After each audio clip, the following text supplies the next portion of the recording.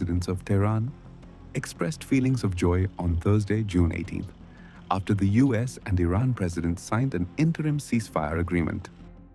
This memorandum was a major victory, and it can also be a turning point in international politics as well as in domestic politics, said Iranian citizen Mohammadali Mirzaee, who called it a victory. The US and Iran released the text of an interim agreement their presidents have signed to end their war on Wednesday, June 17th, with US President Donald Trump threatening to resume attacks and kill Iranian officials if they fail to honor their commitments. The 14-point agreement extends a ceasefire announced in April by another 60 days, including in Lebanon, to allow the two sides to negotiate a final truce.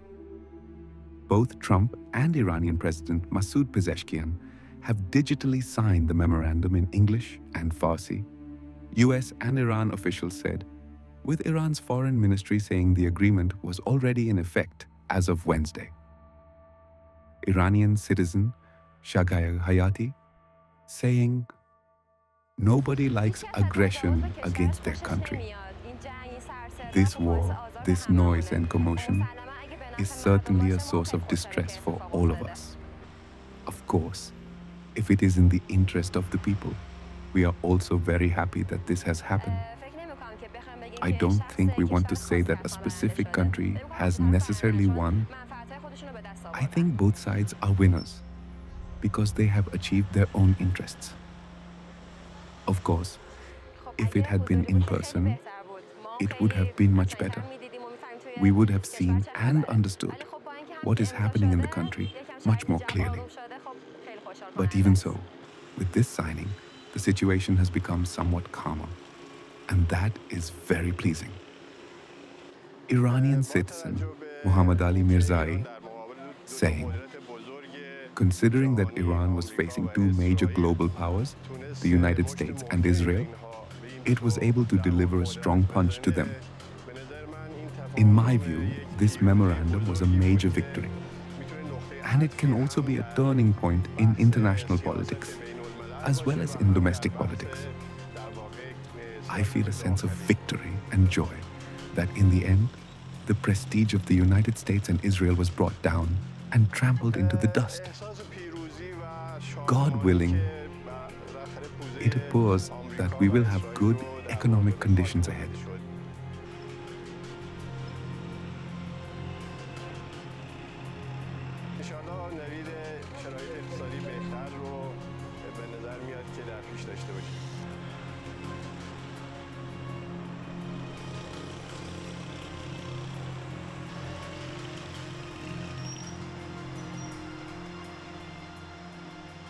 Past 2 days have provided a chance to discuss the details of the deal with the closest friends and allies, heads of countries.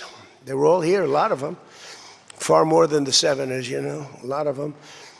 And they put out a statement. I think President Macron, who did a great job, by the way, him and Bridget, they did a great job, but they all put out statements saying they love this deal because they want to see it over. And they love the fact that the hormones, don't forget, if we were going to drop bombs, let's say we went another month, another 2, 3 months, maybe weeks, could be another 3 months, could be whatever. What do you have left?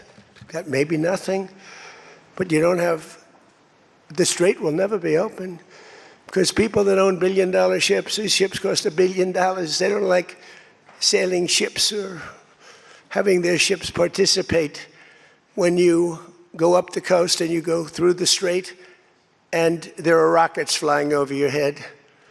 They want to protect their $1 billion investment. You wouldn't have oil for maybe years. These are stupid people. But nobody was tougher than me. Nobody hit Soleimani. You know, when I hit Soleimani, people thought that was the biggest thing to happen in the Middle East for 50 years. That was the biggest event. He was the boss of Iran and respected, but he was a mad genius. He was a genius, the father of the roadside bomb. When you see young men, and in some cases women, mostly men, walking around without legs, without arms, with a face that's been blown to smithereens. It's Soleimani, 95%, 96.2 they say or something. 95%. That was Soleimani did it.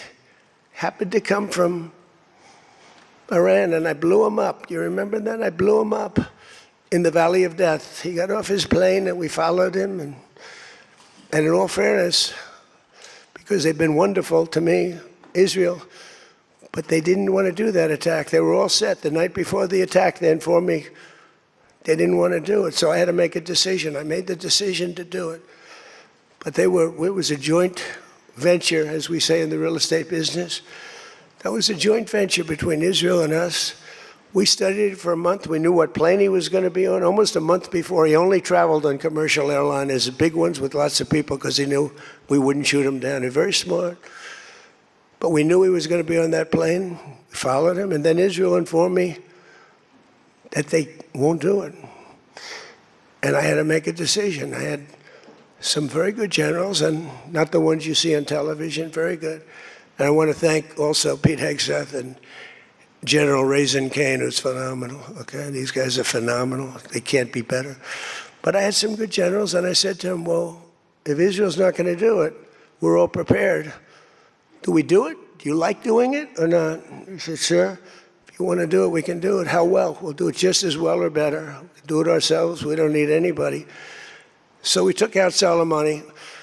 One of the biggest events to happen, the Middle East, maybe ever, but they say 50 years, they say 100 years. I was with the Prime Minister of Pakistan. He said it's maybe the biggest event that has ever taken place in Islam. Nobody could believe it. It's very dangerous for somebody to sell, because whoever sells them a nuclear weapon will get nuked themselves. If they sold a nuclear weapon, only a few that could do it, they would be nuked. They wouldn't have that country long. So it's a very dangerous thing for somebody to do. But I wanted it in there. So it's develop, procure, buy, anything. And you'll see that when you see the agreement, but it's appropriate that we release the agreement. And we did send a copy to Israel, by the way. They've been a good partner. Again, I think they could do better with respect to Hezbollah. I'm not saying they shouldn't protect themselves. I'm saying when two drones are shot into the desert and drop harmlessly, you don't have to knock down buildings in Beirut. They could behave better. And frankly, they could do a better job. I love them as a partner. They were terrific. But they could do a much better job with Hezbollah. On that, I don't think they're doing well. And I feel very bad for Lebanon. Lebanon's been, it was a great culture. They had the professors, the doctors, the lawyers. It was an incredible culture, maybe the highest in the Middle East for years and years, centuries. And for the last 50, 60 years, they have been just trashed. They have been living in hell.